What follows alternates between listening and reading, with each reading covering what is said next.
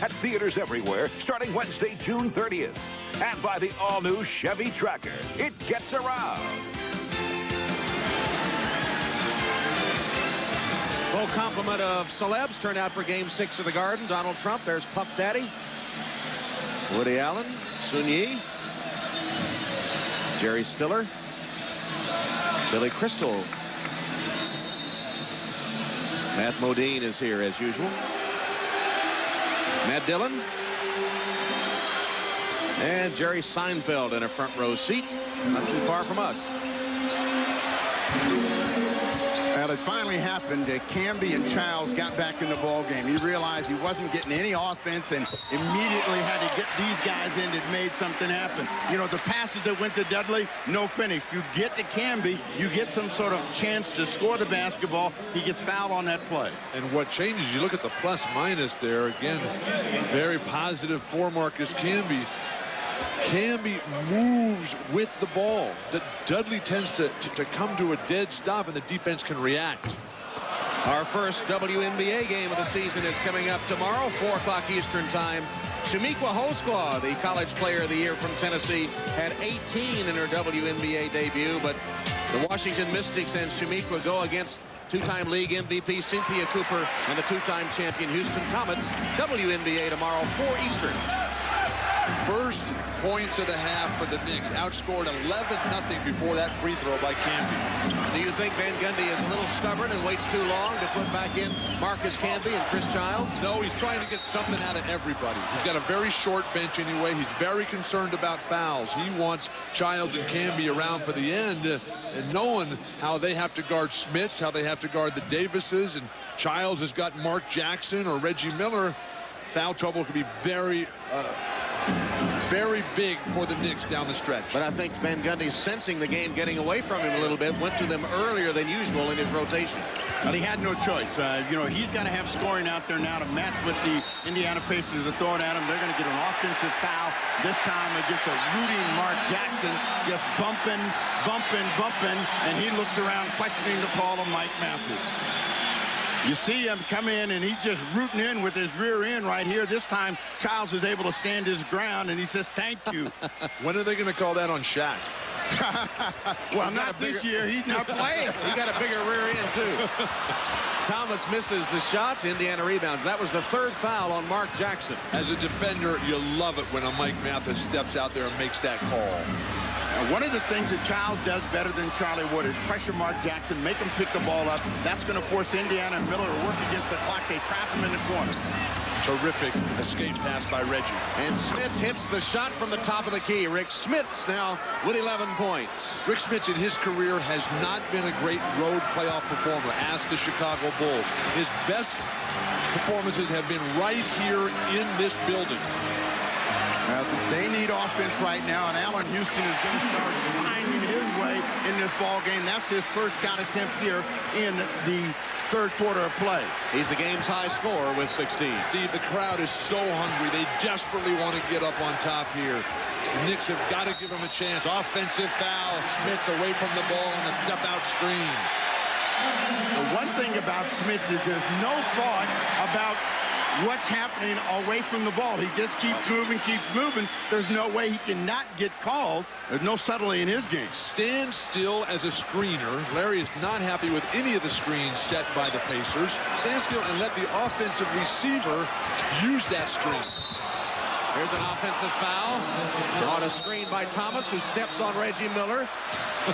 It is going to be teed up, I believe. Yes, he will be, by Mike Mathis. Remember what Van Gundy told us about being aggressive and reckless, and Kirk Thomas has been reckless the entire time. That's not a good play, and if you compound it worse, he steps right over him. He can avoid this, and he decides, well, I'll just step on you, Reggie, and end up getting the technical. Mark Jackson ran up to him and told him, hey, that's not professional, unnecessary. It was stupid. Thank you, Tom. Mental toughness, mental discipline. Kirk Thomas, you've got the chance of a lifetime. His life, if the Knicks win this game here, their life will never be the same again. And here they are. They've had the lead. They've come out flat, and now they're cracking again. The fragility of this team's psyche. Oh, such a mystery. Well, remember, they got to get behind before they start playing good. Okay. You know, the last time they were 13-4 before they got a run going. Turnover right here. I'm about ready to buy into that, Steve. You keep selling it. Pressure defense pays off. Sprewell, Thomas, and they get the secondary break for the bucket. And they cut the lead to 3.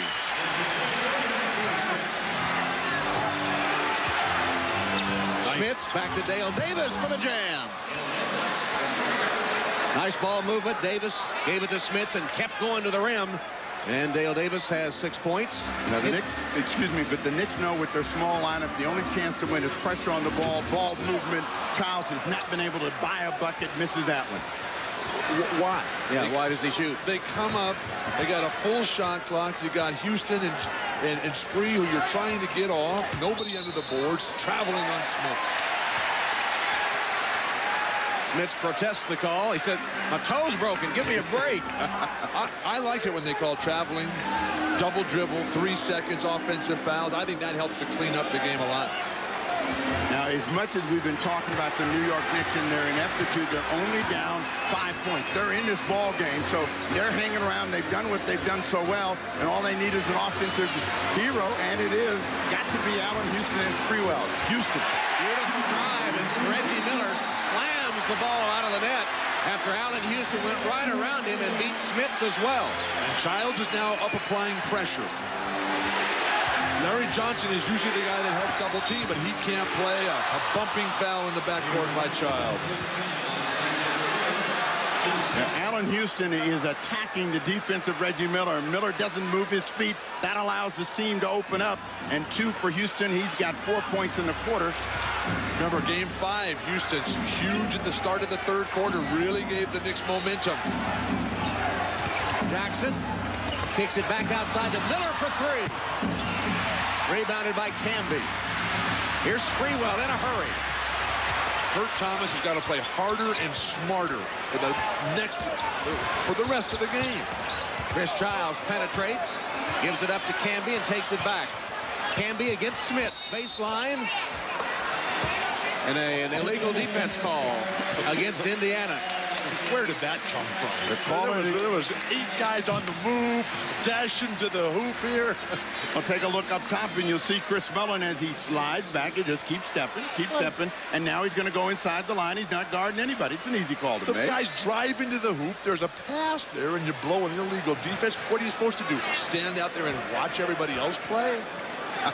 He still was watching everybody else play when they called it. Houston the free throw. Larry Bird working Mike Mathis about that illegal call whistled by Hugh Hollins. So the Knicks crawl within 2, and with the hoop here, they can either tie the game or go ahead. So, you know, maybe a little adversity gives them a slap in the face, cold water, and they get energized. It's amazing. But that seems to be the formula for success for New York. Only when cornered do they seem to play their best. Houston picks up the foul. Reggie Miller with a hand check.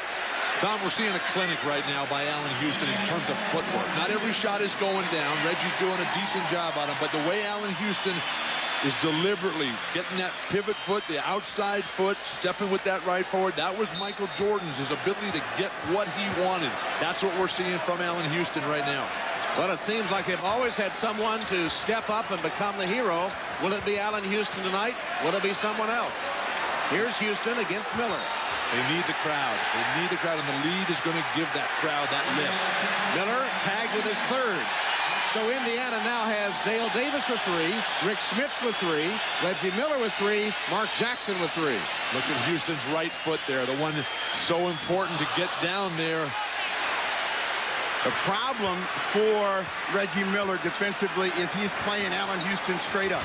Childs out of control. They wanted to travel. They didn't get it. Sprewell.